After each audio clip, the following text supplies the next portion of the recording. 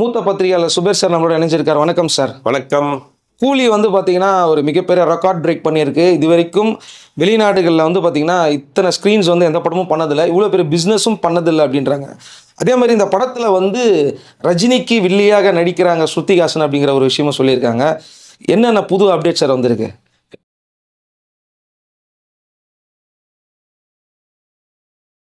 இல்லை, முதல்ல இந்த கூலி படம் ஆரம்பித்ததுலேருந்தே ஒரு பெரிய எதிர்பார்ப்போட தான் போயிட்டு இருக்கு. ஏன்னா அதுக்கு லோகேஷ் ஒரு முக்கிய காரணம். சூப்பர் ஸ்டார் ரஜினிகாந்த் அவர்களுடைய படமாக இருந்தாலும் லோகேஷ் வந்து ஒரு கரண்ட்டில் இருக்கக்கூடிய ஒரு யங் டேரக்டராக இருக்கார். ரெண்டாவது, லோகேஷை பொறுத்த வரைக்கும் யங் ஹீரோ, மாஸ் ஹீரோ வச்சு படம் பண்ணியிருக்காரு. விஜய் மாதிரி, கமலஹாசன் மாதிரியான மாஸ் ஹீரோவுடைய படம் பண்ணவர். அந்த பல்ஸ் தெரியுது. ஒரு பெரிய ஹீரோவுடைய படத்தை நம்ம எப்படி பண்ணணும் அப்படிங்கிற பல்ஸ் கற்றுக்கிட்டார். அப்புறம் சன் பிக்சர்ஸு, அனிருத், ரஜினிகாந்த் அப்படிங்கிற இந்த காம்பினேஷனே ஒரு பெரிய எதிர்பார்ப்பை ஆரம்பத்திலேருந்து உண்டு பண்ணிகிட்டே இருக்கு. அப்பப்போ வரக்கூடிய அப்டேட்லாம் அந்த படத்துக்கு ஒரு பெரிய ஒரு நம்பிக்கையை கொடுக்கக்கூடிய விஷயமா இருந்துச்சு. இப்போ பிஸ்னஸ் அப்படிங்கிறது வரக்கூடிய அப்டேட், பிஸ்னஸ் சம்மந்தமாக வரக்கூடிய அப்டேட் வந்து அந்த ஓவர்சீஸ் பிஸ்னஸ், இது வரைக்கும் தமிழ் படங்கள் பண்ணாத ஒரு பெரிய பிஸ்னஸ் இந்த படம் பண்ணியிருக்கு அப்படிங்கிறத சொல்கிறாங்க. அதாவது ஹம்சினி என்டர்டைன்மெண்ட் அப்படிங்கிற ஒரு நிறுவனம் வந்து கிட்டத்தட்ட 80 கோடி ரூபாய்க்கு மேலே, அது 84, 83ங்கிறாங்க, 85ங்கிறாங்க, 86 கோடி வரைக்கும், 86 வரைக்கும்ன்றாங்க. 80 கோடிக்கு மேலே வந்து அவங்க அந்த படத்தை வாங்கியிருக்கிறாங்க. ஏன் இந்த படத்தை இவ்வளோ விலை கொடுத்து வாங்கியிருக்கிறாங்க? தமிழ் படத்தை அதிகபட்ச விலை கொடுத்து ஏன் வாங்கியிருக்கிறாங்கன்னா அதுக்கு முழுக்க காரணம் ரஜினிகாந்த்ங்கிற ஒரு மனிதர். ரஜினிகாந்துக்கு நமக்கு தெரியும், அவரை வந்து ஜப்பான்லேயும் சரி, சைனாவிலையும் சரி, எல்லா ஆர்டிஸ்ட்டை விட அவருக்கு ஒரு பெரிய மார்க்கெட் இருக்குது. அவங்க வந்து அவரை வந்து பெரிய லெவலில் முத்து படத்துலேருந்து அவங்க பார்த்து கொண்டாடிக்கிட்டு இருக்காங்க. அதனால என்ன பண்ணுறாங்கன்னா அந்த பிஸ்னஸ் ஒரு பெரிய பிஸ்னஸ். சைனாவிலையும் ஜப்பான்லேயும் ஒரு பெரிய பிஸ்னஸ் பண்ணுறாங்க. இந்த முறை என்ன பண்ணுறாங்கன்னா, எந்தெந்த நாட்டிலெல்லாம் தமிழர்கள், இந்தியர்கள் அதிகமாக இருக்கிறாங்களோ அங்கெல்லாம் இந்த மாதிரியான படங்களை ஸ்க்ரீன் பண்ணாத இடங்களெல்லாம் இந்த படத்தை பண்ண போகிறாங்க. ஒட்டு மொத்தமாக ஓவர்சீஸ் மட்டுமே கிட்டத்தட்ட ஒரு 500 ஸ்க்ரீனுக்கு மேலே பண்ணலாம் அப்படின்ற ஒரு பிளான் வச்சுருக்காங்க. இது வரைக்கும் அதிகமான தமிழ் படம் ஸ்க்ரீன் பண்ணப்பட்ட படமாக இந்த படம் இருக்கும். ஏன்னா இவ்வளோ விலை கொடுத்து வாங்குறவங்க அந்த படத்தை எடுக்கணும் இல்லையா? அப்போ ஓவராலாக வந்து இந்தியன்ஸ் அங்கங்கே இருக்கிறாங்களோ அங்கெல்லாம் அந்த படத்தை ஸ்க்ரீன் பண்ணலாம் அப்படின்னு ஒரு பெரிய லெவலில் இப்போ நடந்துகிட்டு இருக்கு, பெரிய ப்ராசஸிங் போயிட்டுருக்கு. ஓவர்சீஸில் முதலில் அதிக சம்பாதித்த படம், அதிகமாக பிஸ்னஸ் ஆன படம் அப்படிங்கிறது இந்த படத்தை சொல்லலாம். படத்தை பற்றின நிறைய அப்டேட்ஸ் வந்துகிட்டே இருக்குது. இப்போ பார்த்தீங்கன்னா கோட் படம் கிட்டத்தட்ட ஒரு 40 கண்ட்ரிஸ் ரிலீஸ் பண்ணாங்க. தேவாரா ஒரு 60 கண்ட்ரிஸ் ரிலீஸ் பண்ணாங்க. இந்த படம் கிட்டத்தட்ட 100 கண்ட்ரிஸ்க்கு மேலே ரிலீஸ் பண்ணுறதுக்கு பிளான் பண்ணுறாங்க. 42 கோடி ரூபா என்னமோ கோட் ஓவர்சீஸ் போயிருக்கு, 60 கோடி ரூபா வரைக்கும் போயிருக்கு தேவாரா. இந்த படம் தான் 84, 86, அந்த 85, 86க்குள்ளே சொல்கிறாங்க. அந்த அவ்வளோ பெரிய அமௌண்ட் வாங்கியிருக்கு. ஒரு 100 ஸ்க்ரீன் இது வரைக்கும் இந்தியா, இந்த ஒரு தமிழ் படம் வேர்ல்டு வைடு ஓவர்சீஸில் ஒரு 100 நாடுகளில் 600 ஸ்க்ரீனு அப்படின்றது ஒரு பிளான் ஒன்று பண்ணியிருக்கேன். நான் சொல்கிறது 600 ஸ்க்ரீனுங்கிறது வந்து ஓவர்சீஸ் மட்டும், வெளிநாடுகளில் மட்டும் இந்த படம் 600 திரையரங்குகளில் திரையிடப்படுது. தமிழ்நாட்டில் மட்டும் 1000 ஸ்க்ரீனுக்கு மேலே போகுன்றாங்க. ஒட்டு மொத்தமாக கிட்டத்தட்ட ஒரு 3000 ஸ்க்ரீனுக்கு மேலே போகும் அப்படின்ற மாதிரி சொல்கிறாங்க. அது வரக்கூடிய டேட்டில் எவ்வளோ நாள் தேட்டர் கிடைக்குது, எந்தெந்த ஸ்டேட்டில் கிடைக்குதுங்கிறதெல்லாம் அவங்க பண்ணுறாங்க. ஏன்னா ஒரு பெரிய ப்ராஜெக்ட், பெரிய லெவலில் ஸ்க்ரீன் பண்ணணும். ஒரு 4 நாள் 5 நாளுக்குள்ளே பெரிய லெவலில் இந்த படத்தை கொண்டு போய் சேர்த்துறன்னு ஒரு பெரிய வேலை பார்த்துட்டு இருக்கிறாங்க.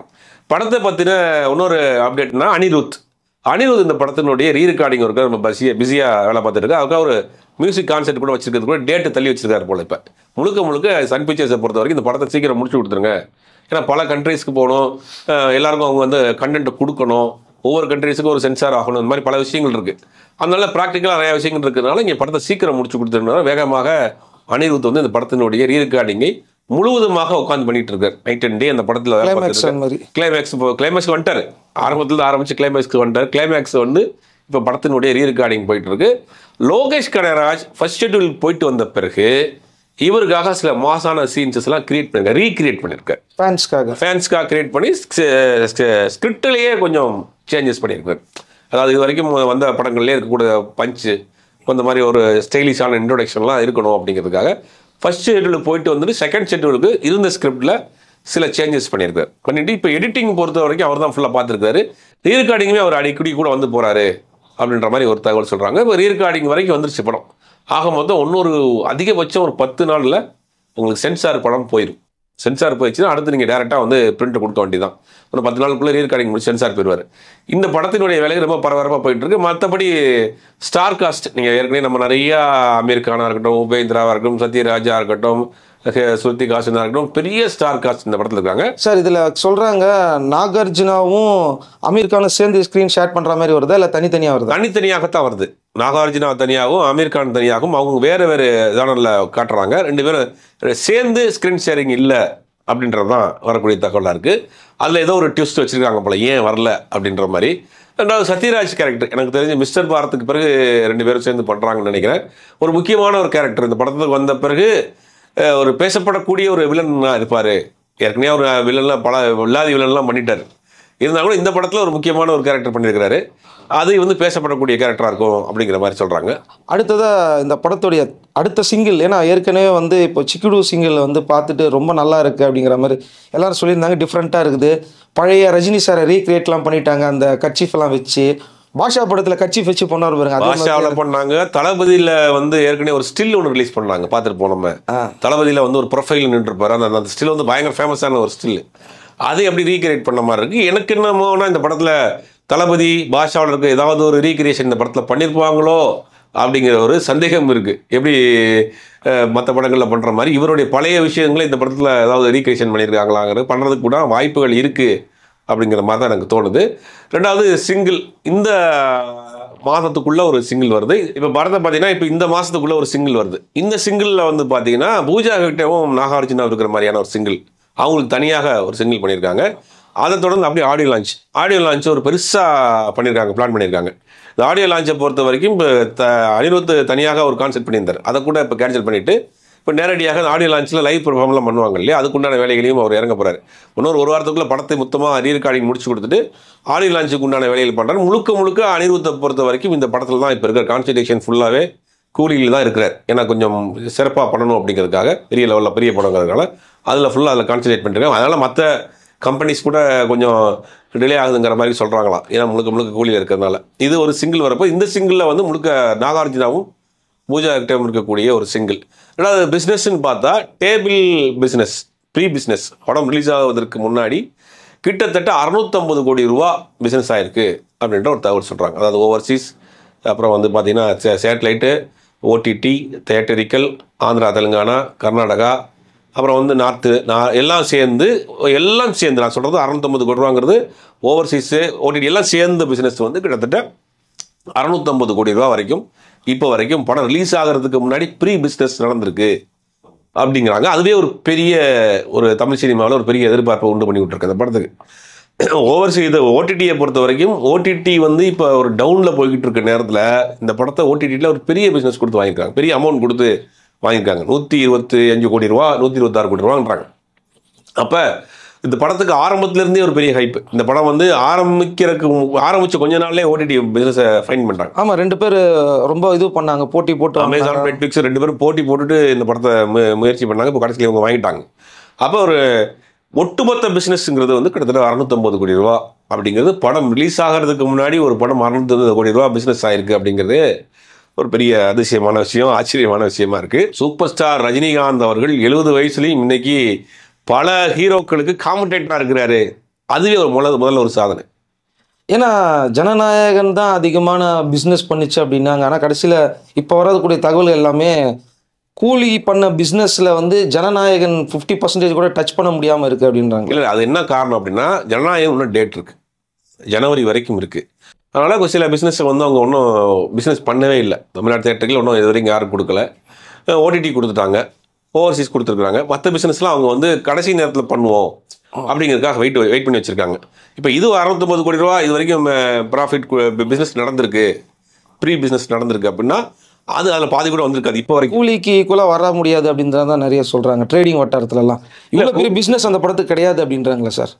இல்லை, இது என்னென்னா இது ஓவர்சீஸ் பிஸ்னஸ், பெரிய பிஸ்னஸ். அதிலே கிட்டத்தட்ட ஒரு 40 கோடி ரூபாய்க்கு மேலே அந்த படம் எக்ஸ்ட்ரா வந்துடும்.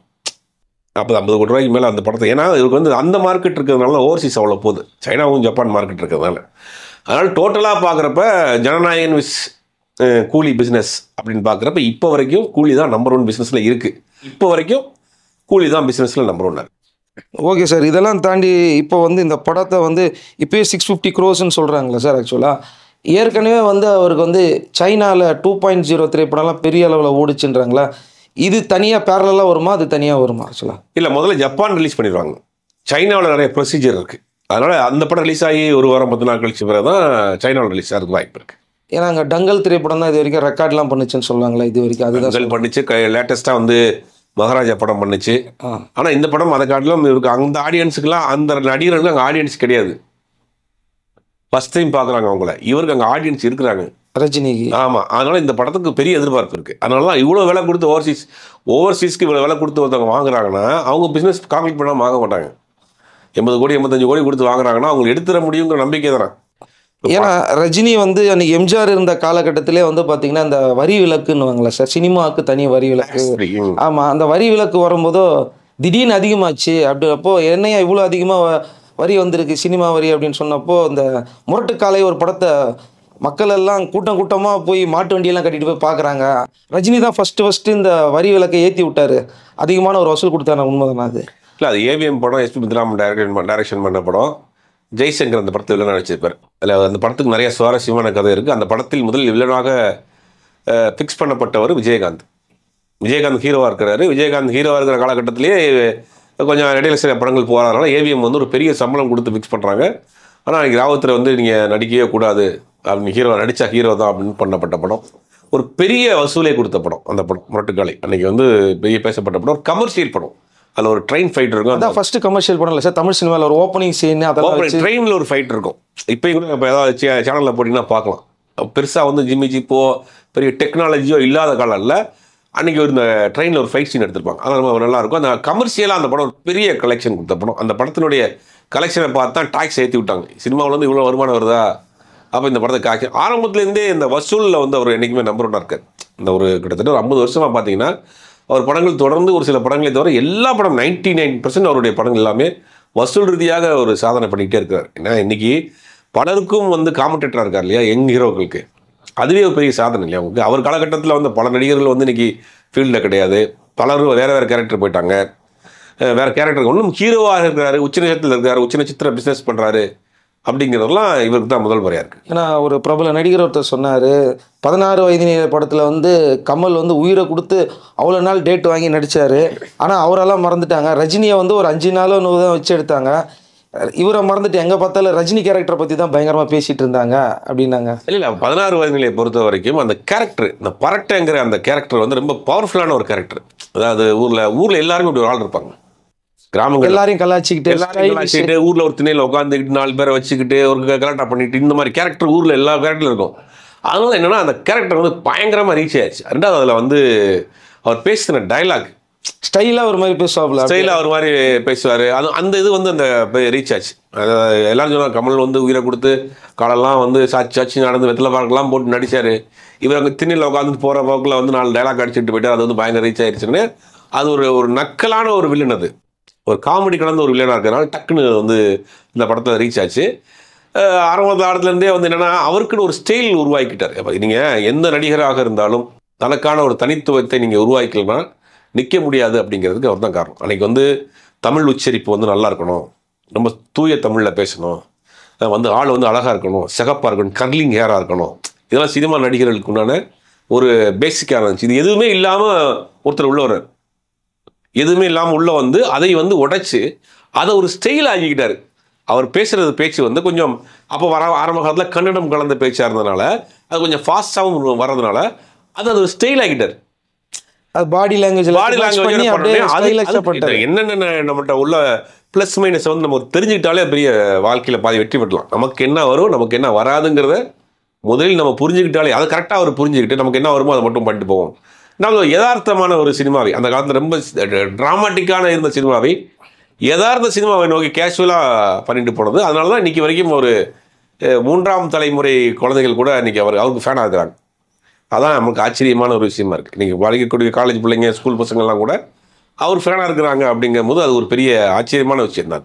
இப்போது இந்த படத்தில் வந்து ஸ்ருதிஹாசன் வந்து ஒரு பயங்கரமான ஒரு கேரக்டரில் இருக்காங்க. கிட்டத்தட்ட வந்து ரஜினிக்கு ஆப்போசிட்டான ஒரு வில்லி கேரக்டராக வந்து போகிற மாதிரி இதுக்கு முன்னாடி வேற ஒரு நடிகை இருந்ததாகவும் அதெல்லாம் சொல்கிறாங்களே சார். ஆக்சுவலாக அதாவது இந்த படத்தில் நீங்கள் ஸ்ருதிஹாசனை பார்த்தா இது ஸ்ருதிஹாசனா அப்படின்னு அடையாளம் தெரியாத அளவுக்கு ஒரு கெட்டப் போட்டுருக்காங்க. ஸ்ருதிஹாசன் நல்லா தெரியும், எல்லாருக்கும் ஃபேரான ஆளு, நல்லா வெள்ளையாக இருப்பாங்க, பயங்கரமாக ஸ்டைலிஷாக இருப்பாங்க. ஆனால் இந்த படம் பார்க்குறப்ப இது ஸ்ருதிஹாசனா அப்படின்னு நீங்கள் படம் பார்த்த பிறகு தான் அவனை ஐடென்டிஃபை பண்ணக்கூடிய அளவுக்கு கெட்டப் மாற்றிருக்காங்க. ரெண்டாவது இந்த படத்தில் ஒரு முக்கியமான மிக மிக மிக மிக எப்படி அந்த கேரக்டர் ரிவீல் பண்ண வேணாம்னு நினைக்கிறேன். ரொம்ப முக்கியமான ஒரு கேரக்டர். ஒரு தமிழ் சினிமாவில் ஒரு நடிகைக்கு பேரே அது மாதிரி இருந்துச்சு. அந்த மாதிரியான இந்த படம் வந்த பிறகு ஸ்ருதிஹாசன் பேசப்படக்கூடிய ஒரு கேரக்டரில் பண்ணுறாங்க. அது வந்து ஒரு நெகட்டிவ் ஷேடு உள்ள ஒரு கேரக்டர். டோட்டலாக ஆளே நீங்கள் ஸ்ருதிஹாசன் மாதிரி இல்லாத ஒரு கேரக்டர். அந்த படத்தில் வந்து ரஜினி அவர்களுக்கு ஒரு டஃப் கொடுக்கக்கூடிய ஒரு கேரக்டர் வச்சுக்கலாம். ஈக்குவலாக டஃப் கொடுக்கக்கூடிய ஒரு கேரக்டர் தான் பண்ணியிருக்காங்க. பெரிய வெயிட்டான கேரக்டர். அது லோகேஷ் அவங்க கொடுத்துருக்குறாரு. அது அவங்க நல்லா பண்ணியிருக்கிறாங்க அப்படின்றாங்க. படம் வர்றப்ப ஸ்ருதிஹாசனுடைய அந்த கேரக்டர் பெரிய அளவில் பேசப்படும் அப்படிங்கிற மாதிரி சொல்லாமல் அந்த கேரக்டர் சொன்னோன்னா நம்ம ரிவீல் ஆயிரும். அது அதனால் அவங்களே ரிவீல் பண்ணுவாங்க சீக்கிரமே. ஓகே சார், இப்போ கிட்டத்தட்ட எல்லாருமே கூலி படத்துக்காக வந்து பயங்கரமாக வெயிட் பண்ணிட்டு இருக்காங்க. இந்த படம் கூட வரக்கூடிய இந்த இன்னொரு படம் வார் 2 இருக்குல்ல, இந்த வார் 2 திரைப்படத்தை வந்து ஆந்திரா தெலுங்கானாவில் வந்து வார் 2 திரைப்படத்தை விட கூலி திரைப்படத்துக்கு தான் அதிகமான ஸ்க்ரீன்ஸ் எல்லாம் அங்கே போட்டுக்கிட்டு இருக்காங்க அப்படின்னு சொல்கிறாங்க. அது என்ன காரணம்? அது ஹிந்தி டப்பிங் மாதிரியே தெரியுது இது, ஆனால் அந்த அளவுக்கு ரஜினி அங்கே ரொம்ப ரீச்ன்றதுனாலயா? என்னதான் இருந்தாலும் அது ஒரு நார்த் இந்தியன் படம், இது சவுத் இந்தியன் படம். ரஜினிகாந்த் அவர்களுக்கு அங்கே தெரியும், ஒரு ஆடியன்ஸ் இருக்கிறாங்க. அப்படிங்கும்போது லோகேஷ்க்கு ஒரு அந்த லியோ மற்ற மாதிரி படங்கள்லாம் சமீபத்தில் போய் விக்ரம்லாம் போய் பெரிய டேரக்டர் பேரும் இருக்குல்ல. அப்படிங்கும்போது அந்த இதில் வந்து அங்கே தேட்டர் நிறையா பண்ணுறாங்க. ரெண்டாவது நாகார்ஜுனா தான் அந்த படத்தை ஆந்திரா தெலுங்கானா வாங்கியிருக்கிறாரு. அப்படிங்கும்போது அவர் அந்த அவருடைய அவங்க தேட்டர் நிறைய தேட்டர் இருக்குது, நிறைய டிசைட் நடத்திட்டு இருக்காங்க. அவர் திரும்பி சினிமாவில் அங்கே ஒரு பெரிய கை தெரியும். உள்ள நடிச்சதுனால படத்துக்கு மேலே ஒரு பெரிய ஒரு எதிர்பார்ப்பு இருக்குது. படத்தை அவர் போகிறவர்கள்லாம் ப்ரொமோஷன் பண்ணுறாரு. அதான் பெரிய விஷயம். தெலுங்கு படத்துக்கு ப்ரொமோஷன் பண்ணாலும் கூலியை பற்றி பேசுகிறாரு, குபேராவில் போய் பேசுகிறாரு. நம்ம பார்த்தோம். அந்த மாதிரி தொடர்ந்து அந்த படத்தின் மேலே அவருக்கு ஒரு பெரிய நம்பிக்கை இருக்குது. பெரிய விலை கொடுத்து படத்தை வாங்கிட்டுருக்கிறாரு. நிறையா ஸ்க்ரீனிங்கில் பண்ணணும்னு நினைக்கிறாரு. பெரிய லெவலில் அந்த படத்தை வந்திருக்காரு. வார் 2 காட்டில் இந்த படம் தான் அதிகமான தெலுங்கானா ஆந்திராவில் ரிலீஸ் பண்ண போகிறாங்க. ஏன்னு கேட்டேன்னா ஐமேக்ஸ் பிஸ்னஸ் அப்படிங்கிறது வந்து ஒரு 15 கோடி ரூபாய் உள்ள பிஸ்னஸ் அப்படின்றாங்க. இவங்க ஐமேக்ஸ் ஃபார்மேட்டெல்லாம் வெளியிட்டுட்டாங்க வார் 2. ஆனால் இவங்க ஏன் கூலி வந்து வெளியிடாமல் இருக்காங்க? அது ஒரு சின்ன ஒரு இன்னும் போயிட்டு இருக்கு அந்த பேச்சுவார்த்தைன்னு சொல்கிறாங்களா? இல்லை, அது பேச்சுவார்த்தை போயிட்டு இருக்கு. கண்டிப்பாக ஐமேக்ஸ் ரிலீஸ் பண்ணுவாங்க. இருக்கிற டெக்னாலஜி எல்லாத்தையும் கொண்டு வந்து இறக்கக்கூடிய ஒரு பெரிய கம்பெனி தான் சன் பிக்சர்ஸ். அவங்க ஐமேக்ஸ் ரிலீஸ் பண்ணாமல் இருப்பாங்களா? அதில் 2 பேருக்கு டஃப் நடந்துக்குது, உனக்கா எனக்கா அப்படிங்கிற அது ஆல்ரெடி அவங்க புக் பண்ணியிருந்தா கூட அதில் ஒரு 50-50 அவங்க ரிலீஸ் பண்ணுவாங்க. கண்டிப்பாக ஐமேக்ஸ்லேயும் அந்த படம் வரும், அதில் மாற்றுக்கிறதே கிடையாது. சரி, ஓகே சார். இப்போ இந்த ஆடியோ லான்ச் எல்லாம் எதிர்பார்த்துட்டு இருக்காங்க, ரஜினி என்ன பேச போகிறார் அப்படிங்கிற மாதிரி. ஃபஸ்ட்டு இந்த மந்த் எண்டுக்குள்ளே அப்படின்றாங்க, அப்புறம் வந்து ஆகஸ்ட் 1ன்றாங்களே, எந்த மாதிரி டேட் அது? இல்லை, ஆகஸ்ட் 1னா அதுக்கப்புறம் 15 நாள் தான் இருக்குது. அப்படிங்கிறனால ஆகஸ்ட் ஃபர்ஸ்ட் வீக் வர்றதுக்கு வாய்ப்பு இல்லை. ஓகே, இந்த மாதம் கடைசியில் இருக்கிறதுக்கான வாய்ப்புகள் தான் அதிகம். இந்த மாதம் நம்ம மிடில் ஒரு 10ஆம் தேதி மேலே வந்து ஒரு சிங்கிள் வரும். இந்த மாதம் கடைசிக்குள்ளே வந்து அவங்க வந்து ஆடியோ லான்ச் நடத்திடுவாங்க. ஆடியோ லான்ச் நடத்திட்டாங்கன்னா அடுத்து தொடர்ந்து அவங்க ப்ரொமோஷனுக்கு போகணும். 2 வீக்ஸ் தான் இருக்குது ப்ரொமோஷனுக்கு போகணும். மற்ற வேலைகள் இருக்குது. எல்லாத்தையும் கொண்டு போய் ஒரே இடத்துல அரேஞ்ச் பண்ண முடியாது. ஏன்னா ஆல்ரெடி ஜெயிலர் 2ல பண்ணிட்டு இருக்காரு. அனிருத் வேறு படத்துக்கு போகணும் அப்படின்னு, அதனால இழுக்க மாட்டாங்க. அதனால் இந்த மாதம் கடைசிக்குள்ளே ஆடியோ லான்ச் வச்சுருவாங்க கண்டிப்பாக. ஓகே சார், இன்னும் நிறைய அதாவது பேக் டு பேக் வந்துக்கிட்டே இருக்குது ஏகப்பட்ட அப்டேட்ஸு. நம்ம சைட்லேருந்து இன்னும் நிறைய அப்டேட்ஸ் வந்திருக்குன்னு நான் நினைக்கிறேன். கண்டிப்பாக ரஜினி ஃபேன்ஸ்க்கு வந்து அது ஒரு பெரிய எக்ஸ்க்ளூசிவாக இருக்குன்னு நினைக்கிறேன். நன்றி சார்.